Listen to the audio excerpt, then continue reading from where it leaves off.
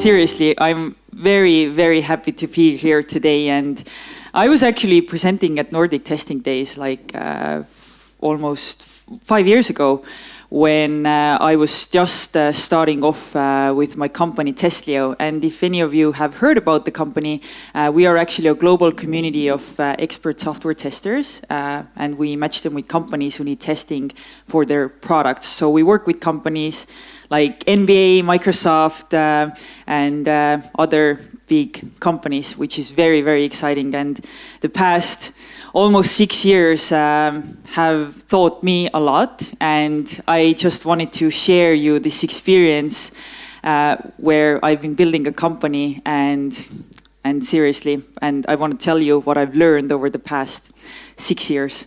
It's been an adventure for sure, and it hasn't definitely been easy at all, even though I expected it's going to be very easy, because when I started off with my company, I thought that ideas are all that matter and what make companies very successful, but it turned out to be very, very different from that. And so I just want to share my experience of going from a tester to being an entrepreneur and leading a company of more than, well, if we include our community, it's almost like 10,000 people that we work with today. So it's definitely an exciting journey, and I really hope that some of you can learn from this experience and get the grasp into the world of entrepreneurship as well. So and some of you, for example, if you go back to work, then you can think about how the founders of the company think about building the company and what matters and what really makes companies successful, and how you sometimes have to make very hard decisions to be successful. So anyways, thanks so much for coming, and thank you for the entire team at Nordic Testing Days for putting this together and inviting me here today. So let's kick it off. So first off, the way I started with Testlio was back in 2012. So I had basically graduated college here in Estonia, and during my second year in college, I started working as a software tester. And obviously, as for a lot of you guys, the goal for me was to become an engineer, but a lot of people and my course mates were telling me that, hey, Kristel, maybe you should start off as a tester, because it's if you want to become a great engineer, testing is something that's always useful in terms of an experience. And to me, it sounded like a wonderful plan. So in 2010, I started working as a tester, and from there on, I continued working as a tester, and I really found that testing is actually my passion, and I wanted to continue my career in being the greatest software tester in the world. And after I graduated college here in Estonia, I moved to London, and that was in 2012. I just really wanted to throw myself into cold water and see if I can swim out of it. The first time was, well, when I moved there, it was definitely a very hard time for me, because I was in London, in a big city. I had no working experience in a different country. I was afraid of everything, but I felt that if I don't experience something new, then I can't grow, right? And so that's where the idea came from, to move to London and see whether I can actually become successful there as well. And luckily I did. So after a month of job hunting, I was able to find a job in a company called FlexTrade that was building financial trading platforms for big banks. It was a very exciting opportunity for me, because I had never worked in financial trading industries. And then from there on, as I grew, my passion for testing grew a lot more. I started feeling that I was like the only tester in my company in London, and I felt I'm not improving myself fast enough as a tester. So I started looking for additional opportunities to just improve my skills. And obviously, as most of you know, one way to improve your skills is through practice. And so I heard about different crowdsourced testing websites. And that was the first time. I think that's when crowdsourcing became like very popular. Like, I don't know, maybe you've heard about Elance or Odesk. And there were a couple of crowdsourced testing sites just specifically focused on testing. And I fell in love with the idea immediately. The fact that these platforms connect thousands of people around the world with companies who need testing for their products, it was just so awesome. And I felt that I have the opportunity to work with so many testers around the world that why not to take part of it, right? And at the same time, I can earn some extra income as well as experience, gain some more experience.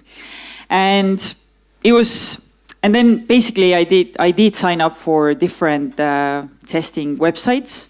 And I quickly became a very top-level tester in a couple of these websites in a couple of months. So I was just testing over the weekends and trying to gain some more experience. But after a couple of months, I found out about. I found that there are some issues on those platforms, and some of the biggest issues were related to tester income model. And I felt personally as a tester that my time wasn't really appreciated. So a lot of these testers were reporting bugs, and everybody got paid by reporting bugs instead of for their time invested into testing the product. And to me, it didn't really incentivize me to just dig deep into the product and figure out what the issues were. Like, for example, when I was testing these different products on those websites, what happened was that I went into like different test cycles, and I basically just reported all the low-hanging fruits. I had my top favorite bugs that I always found in different products. For example, if you turned on personal hotspot, every time I knew that like the UI will shift down, and that was always an issue, and I got like $10 for it, right? And that's how I started working on those different platforms, and I was like, oh, this is so wrong. Like, I should be focusing on finding issues that really matter for those companies, right? And then the other aspect was definitely related to the fact that all the testers were constantly competing with each other. There was like nobody shared anything with each other because everybody were competing each other for the bugs that these companies wanted to get reported. And I just felt that this is completely wrong. And I started looking for a solution. And unfortunately, I didn't find one. And so by accident, or I don't know, by coincidence, I found out about the hackathon series. How many of you have ever been to a hackathon? Raise your hand. Oh, I definitely recommend any of you to go to a hackathon once in your life to just experience the, I don't know, the power of hackathons, where you just get together with random people and you get to build something really, really fast. And anyways, I saw an ad for a hackathon coming to London. It was called Angel Hack.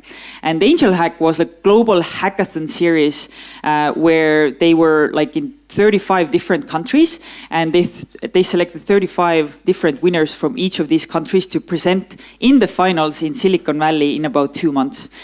And to me, this sounded like a wonderful opportunity to just see whether I could do something about the problems that I had in the software testing industry, myself as a tester, especially in the crowdsourced testing industry.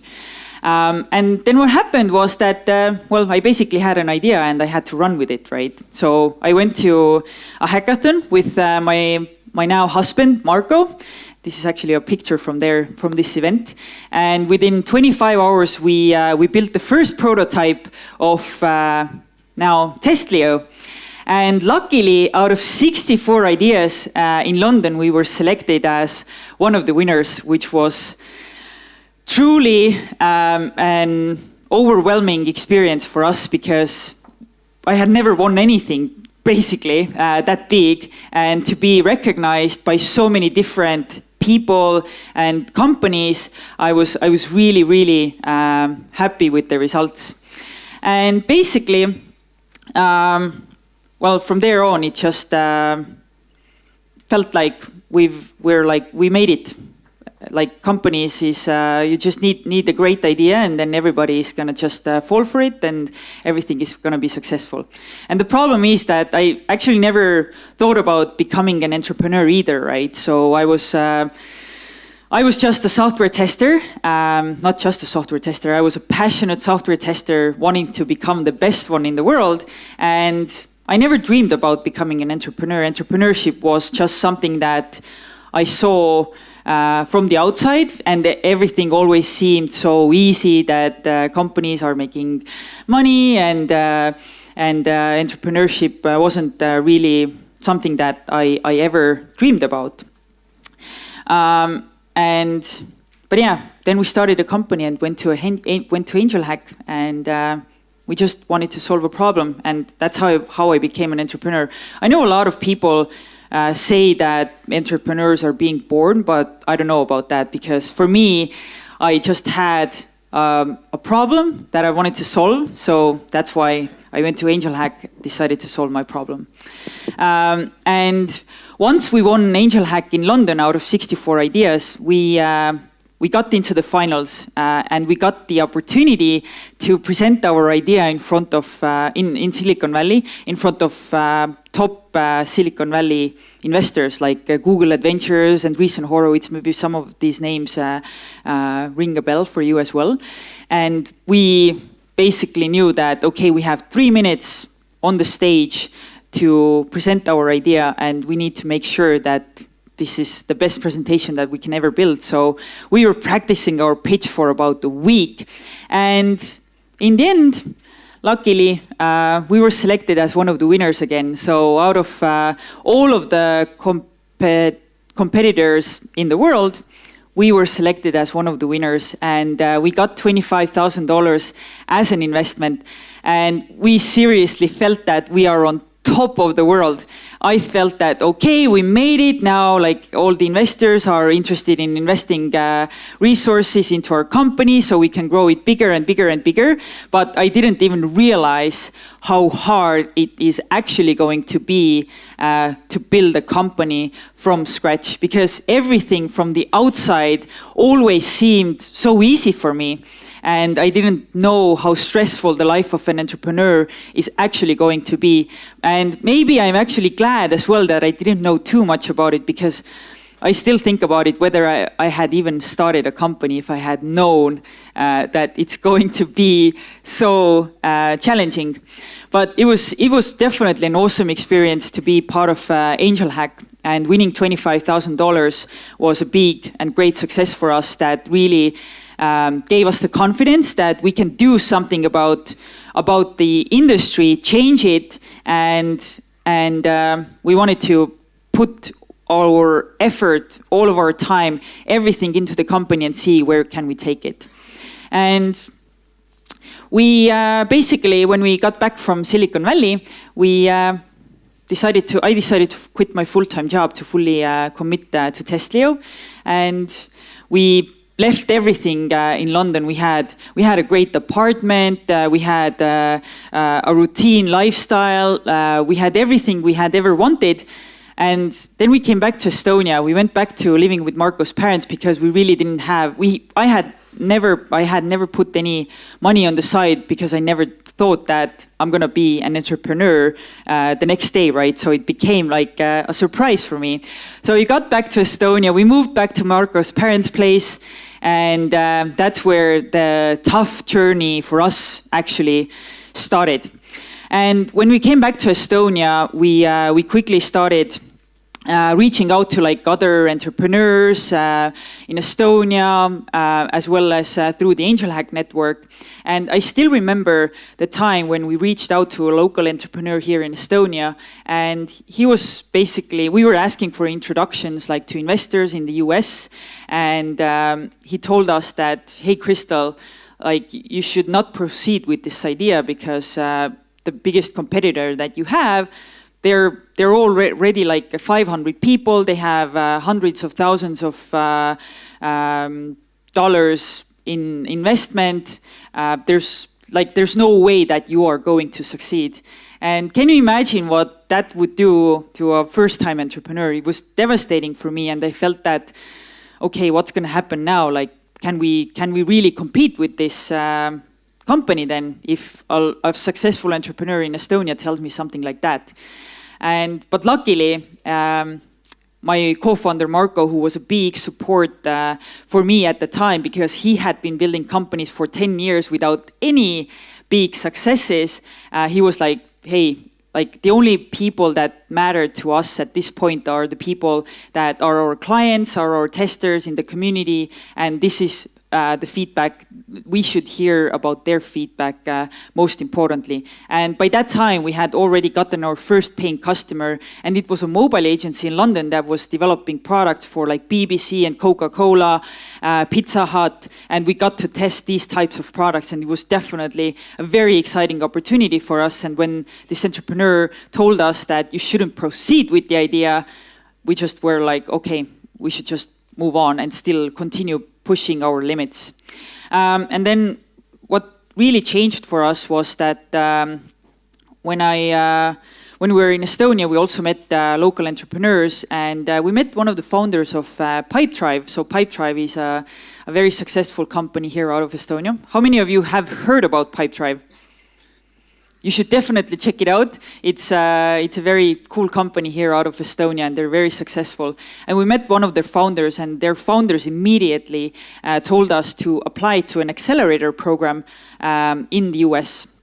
At that time, like a business accelerator program sounded like a wonderful idea, because I'm not sure how many of you have heard about different accelerator programs, but they really give they accelerate your company, as the name itself says. And within like a 3-month period, you get to meet hundreds of investors, entrepreneurs who give feedback about your product, and they help you build your business model or whatever it is. And it really accelerates the growth of your company as well. And then we applied to Techstars. And Techstars is the top accelerator program in the US, in the world now. They're like in more than 20 different cities in the US, and they're really, really successful. And when we got into when we got to interview for Techstars, there was actually a competition in between 1,000 companies, and only 10 companies get accepted into the program.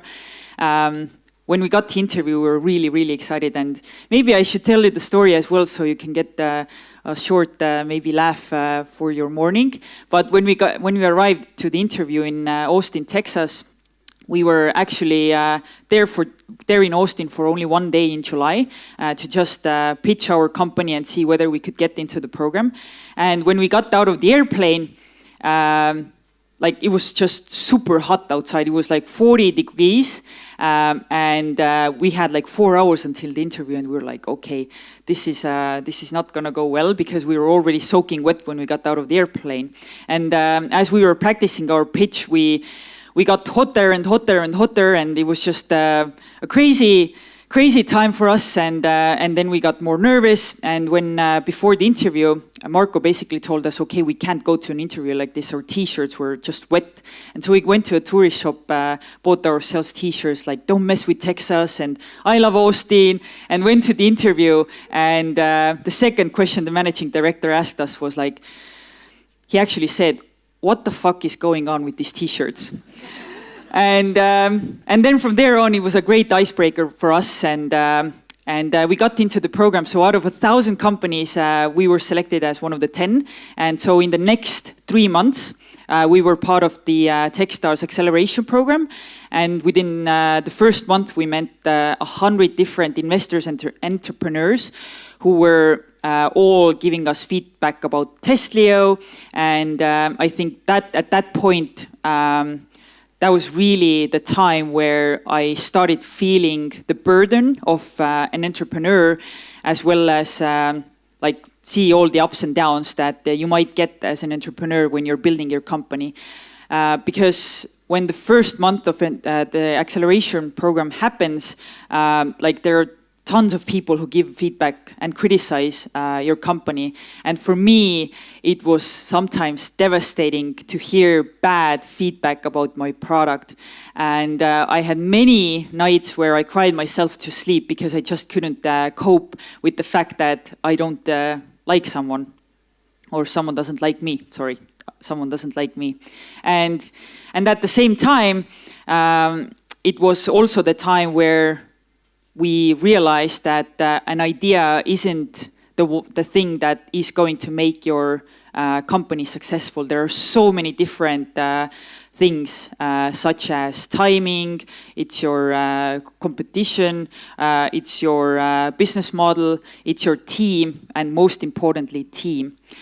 Because when you get into Techstars, an idea really doesn't matter that much, because most of the companies that go through these types of programs, they pivot their idea. So it means that they change their business idea completely.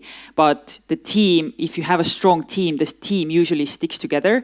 And so Techstars is like an investor. So they invest like $118,000 into your company. So they want to make sure that this money actually turns into something bigger as well, right? They want something in return.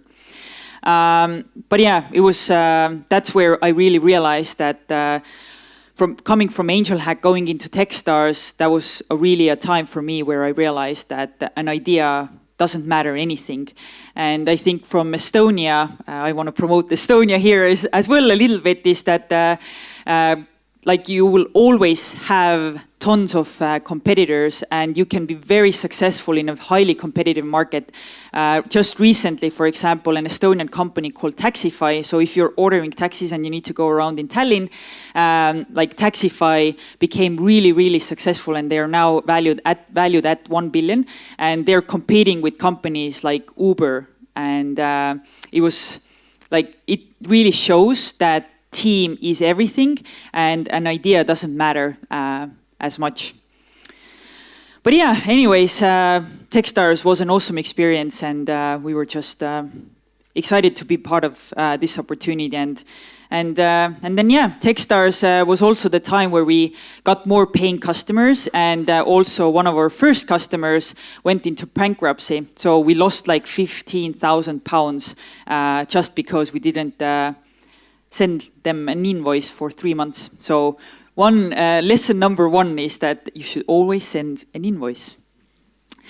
But yeah, I really realized that entrepreneurship is full of ups and downs. And when the mobile agency went bankrupt, the first customer that we had, it was definitely very, very hard for us, because even though we had resources on our account because of the Techstars investment, it was really hard time for us, because we had worked so hard for this company for the past 3 months, but we just didn't send an invoice. Like, what a stupid idea, right? But it still happened, and now it's just an experience that I can share with you as well.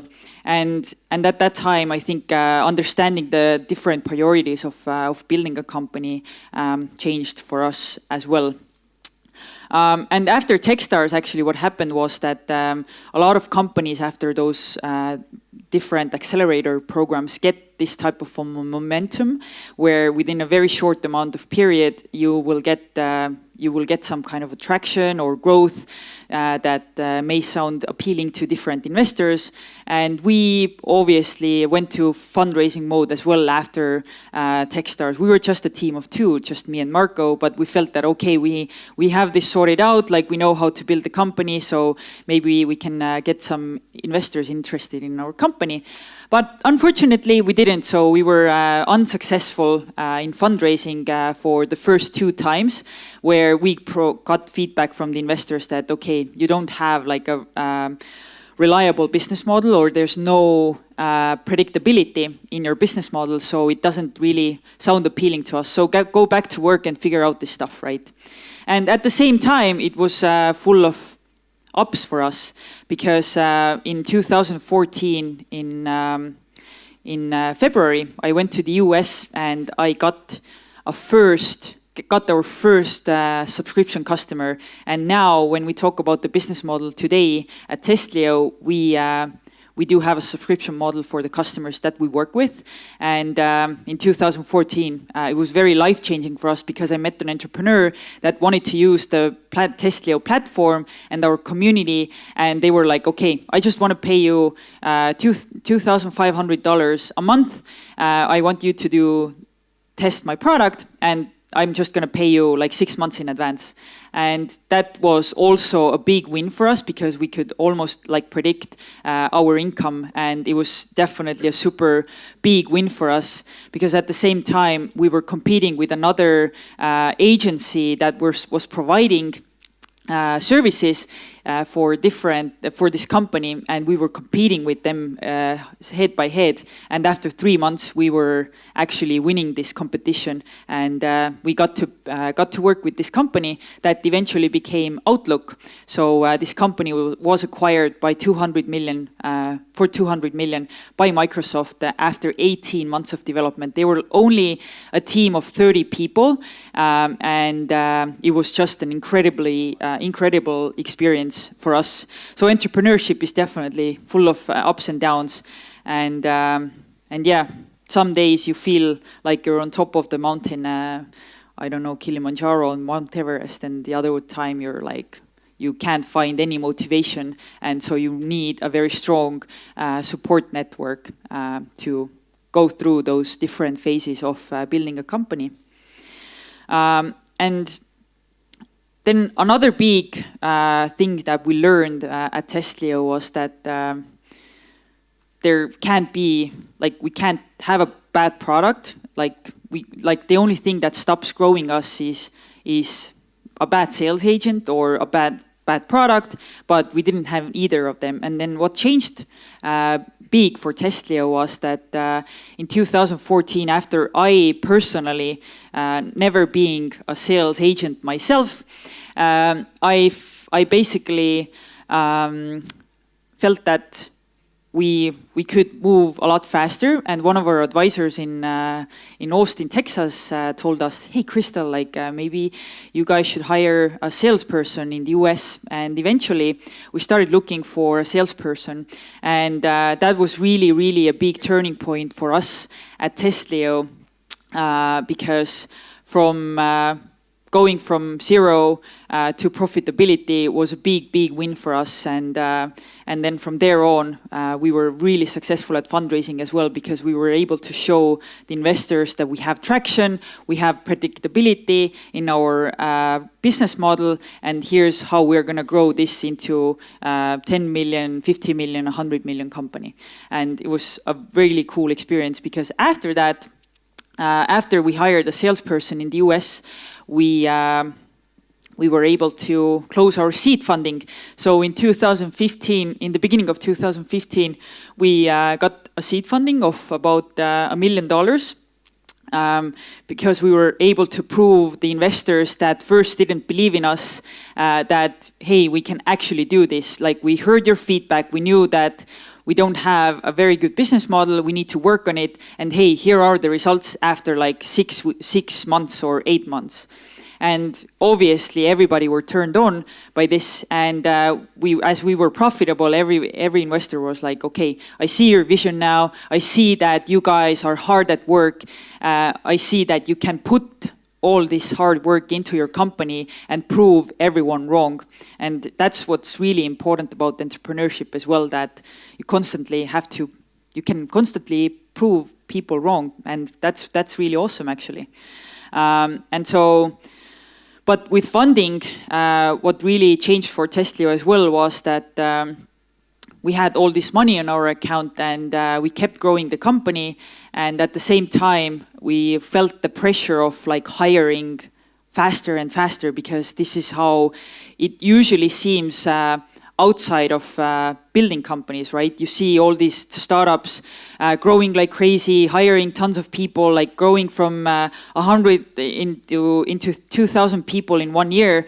And you feel like the pressure of, okay, we need to hire so we can grow. But at the same time, you're challenged by the fact that you haven't grown as a leader. So for me, it was really hard to change the mindset of a tester to an entrepreneur, where I had to start grasping like the bigger picture of Testlio as well, and see, okay, what's the vision of the company and how are we going to actually make this successful.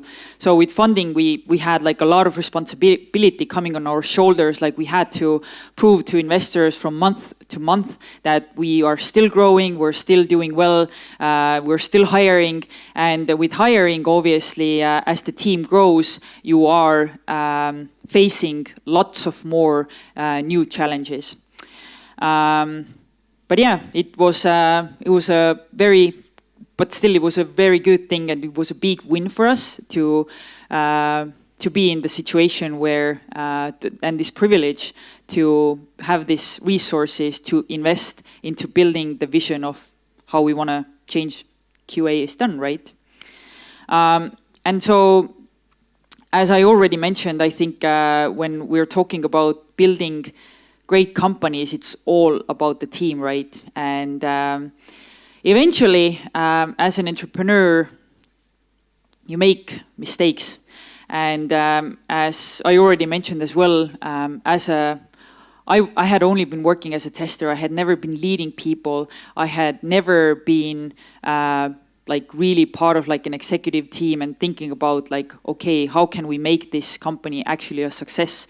And we started hiring a lot of people. We put people into positions in the company, into leadership positions in the company where they didn't really necessarily have that experience, but we put them there because we felt that, okay, they are more vocal, they are actually giving their opinion, but they didn't really earn our trust. And therefore, we made a lot of mistakes in the past where, for example, we weren't delivering customer value for about 2 years because we were focusing too much on nitty-gritty things such as our technology stack. And it was just a very hard lesson for us, and we're still coming out of it, or we've come out of it, but it was really, really a hard lesson for us. And at the same time, for example, last year we had a very hard situation, and it was personally very hard for me, and I think it was like the toughest and the deepest place I've ever been as a founder myself, where we had hired like a marketing team in the US, and unfortunately last year we had to do reduction in force because marketing team just didn't prove themselves to be working in a way, and it was really, really tough decision for us. And we saw that, okay, we didn't prove like all of the strategies before hiring more people, and that was like a huge mistake for us. But yeah, we were really open about all of the communication that we did at the company as well, and we were really trying to explain like why this thing happened and how are we going to come out of it.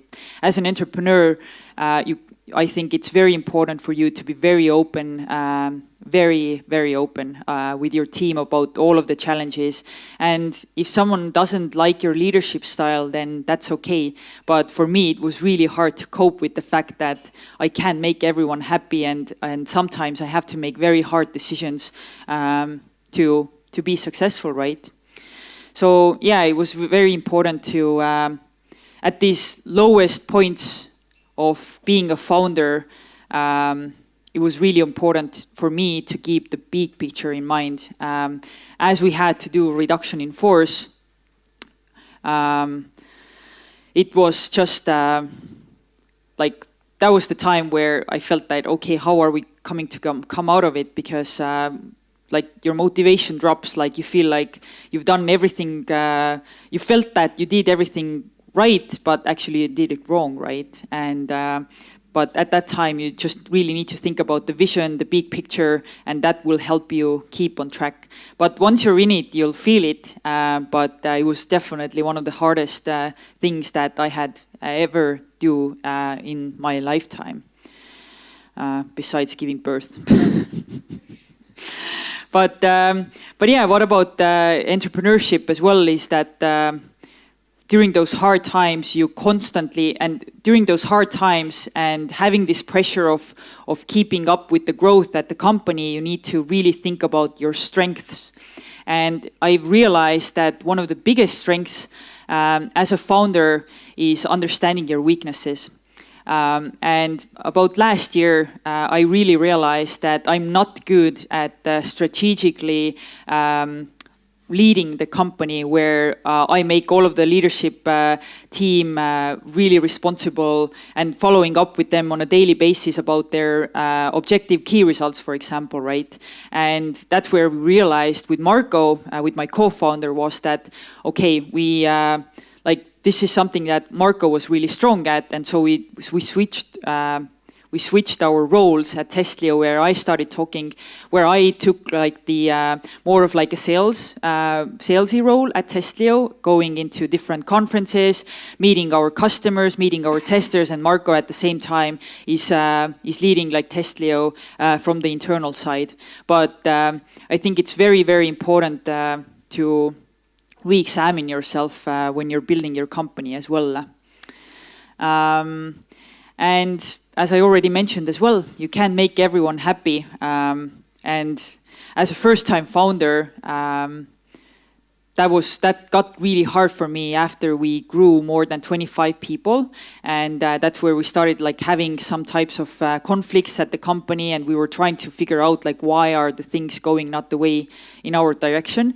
And I've learned that you can make everyone happy, but you should always trust your own gut. And because as we were growing the company and hiring more people, at some times we maybe trusted too much of some other leadership team members where they didn't actually have the experience as well, but they were able to sell their vision to us better, and we were not confident enough in ourselves to push back and say, hey, this is not part of the vision, here's what we should do instead.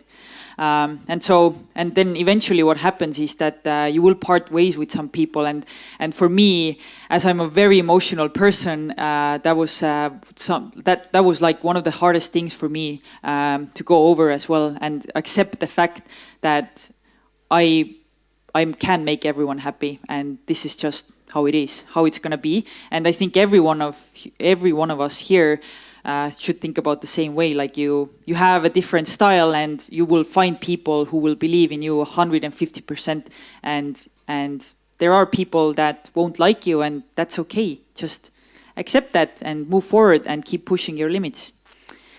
And within entrepreneurship is that self-doubt is definitely one of the hardest challenges as well for myself as an entrepreneur, because it's you constantly think about like all of the decisions you're making and whether they're right or wrong.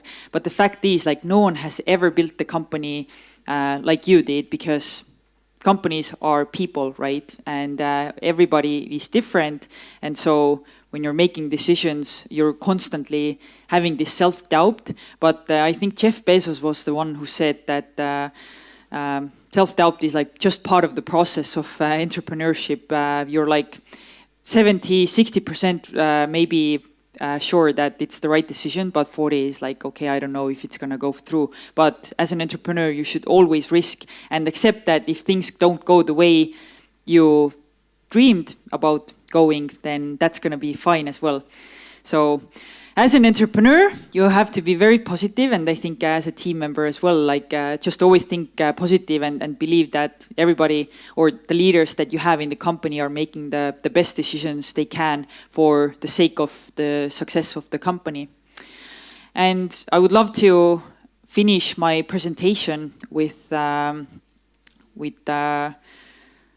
final thing is that as an entrepreneur, you can never, ever give up. And over the past 5.5 years now that we've been building Testlio, we've raised more than 8 million in funding. We have great customers, but we still have a lot of setbacks in terms of like, okay, how are we going to scale this in high quality? And I think the biggest thing is that you can never, ever give up. Just keep pushing and stay positive and think that everything is always going to be all right. And that's how I would like to finish my presentation. So never give up.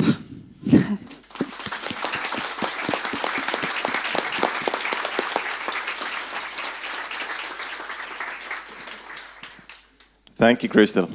So, those who are new to the conference, we have also this kind of a tradition here.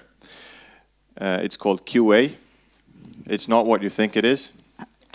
It's question assurance. So we expect some questions from the audience. We will help with Harles sometimes. And if we are out of questions and you're out of questions, we will pick somebody in the audience who has to ask a question. Yeah? It's a really nice game. We like it. So I can sort of open the door. Yeah? Open it. Yeah. So first question is, when will Testlio will be a unicorn? Wow. What a great question. I haven't actually thought about it that much, but I hope that in the next 10 years.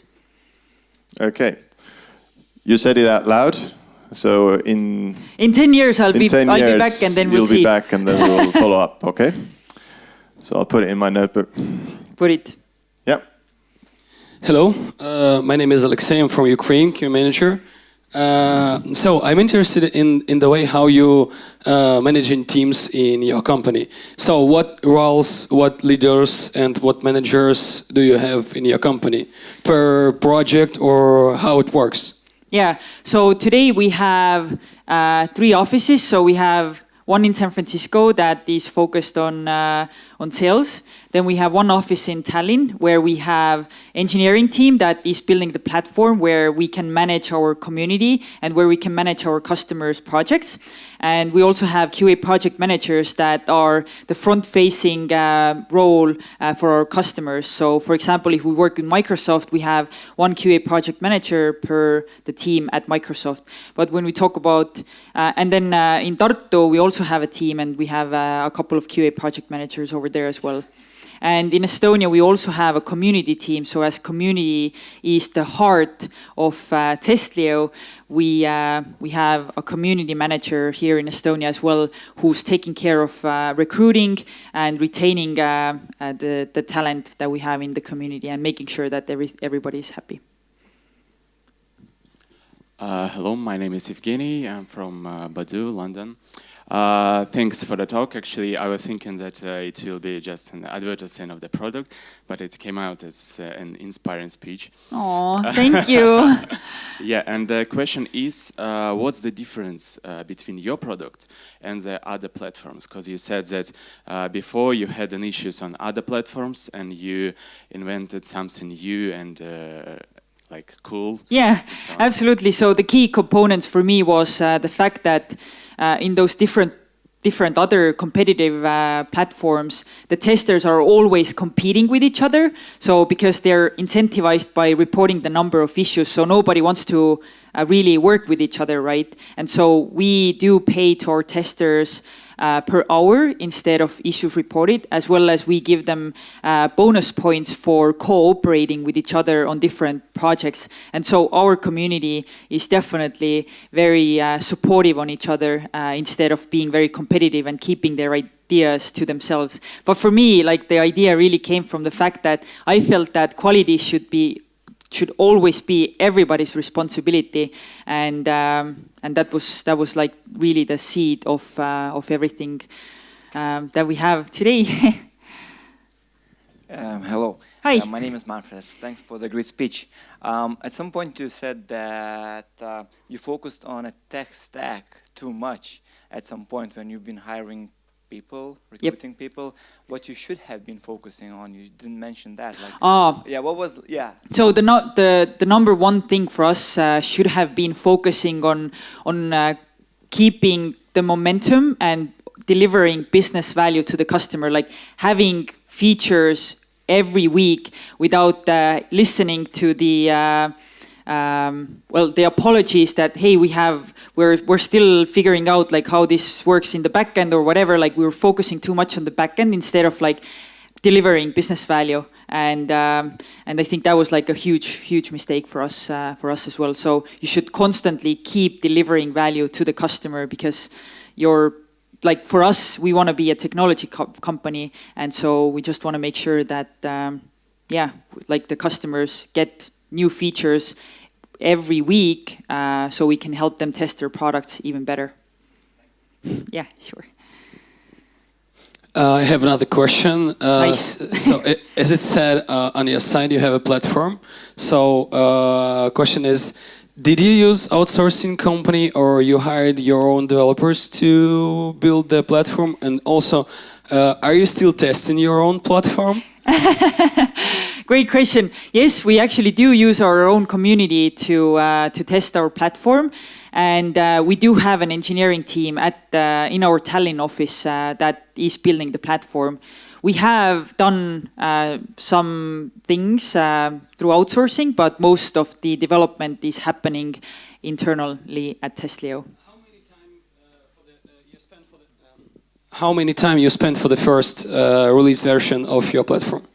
Research? Release version. I mean, how many time you spent to release your first version of the platform? So the first version of the platform happened during the hackathon. So the judges were actually impressed by the fact how fast we developed and iterated on the product, because I was literally like drawing the prototypes and Marco was programming at the same speed pretty much. And everybody were really surprised how fast we could release stuff, and we had like a lot happening on the community or on the platform after just 25 hours of hacking.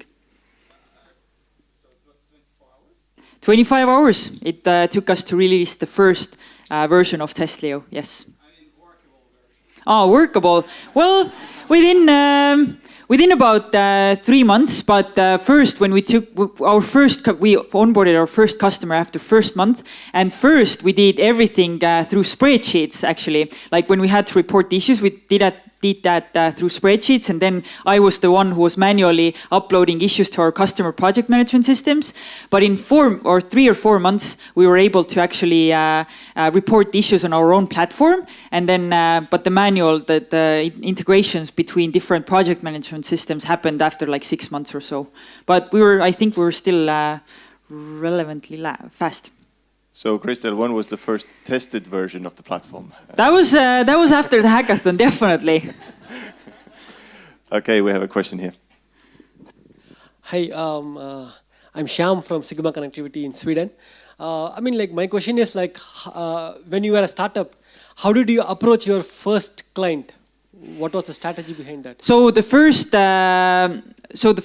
thing for us, obviously, is you need to have connections, you need to know people, you need to interact with people.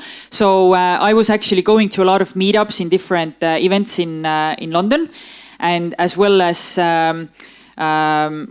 through the Angel Hack network, we were able to meet an entrepreneur who had a company, and that's how we basically started talking about their challenges related to testing, and that's how we were able to close them as a customer. For example, that's how we got our first customer, by just meeting other entrepreneurs, talking about their challenges and finding ways for us to help them.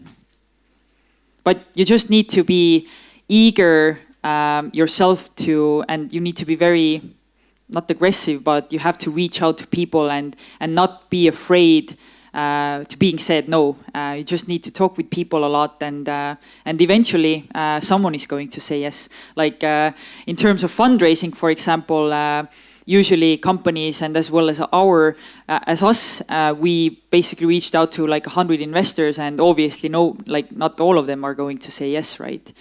There's just some percentage that are going to be interested, and then that's it. And it's the same thing how you approach getting more customers. But yeah, first it was a cool experience because I had never been doing sales, but everybody is always saying that the founders are usually the best salespeople because they know the vision of the company and they're able to sell it the best. But what was your edge over your competitors? Sorry?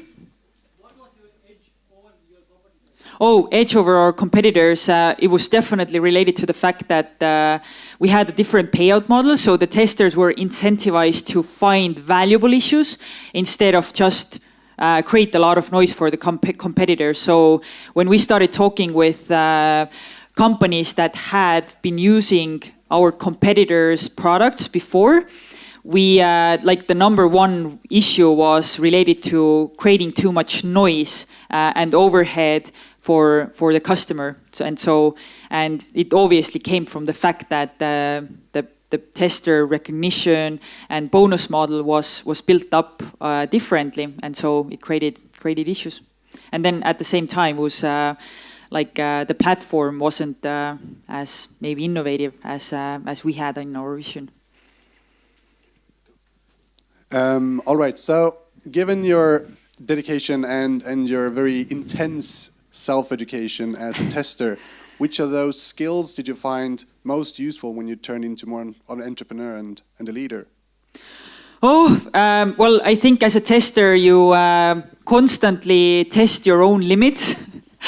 So definitely the fact that you just keep going no matter what, and you're not giving up. So and I think as well as when we started building the product of Testlio, then I was very detail oriented, and I really wanted to put a lot of focus or effort into just analyzing the platform and making sure that we are covering the needs of our customers, such as testers and our clients. So yeah, I think I'm still a tester in my heart, and constantly when there are new business ideas or feature ideas coming to us, I constantly question everything and ask why is it really important.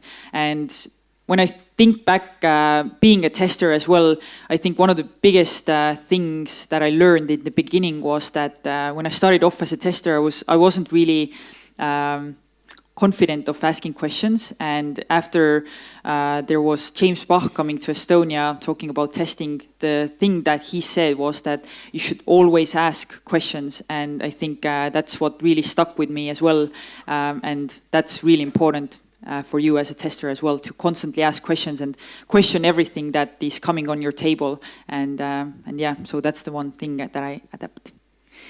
So thank you. As you heard, you should always ask questions. Yes. Yeah. So Kristel, really big thank you for the nice speech. Yes.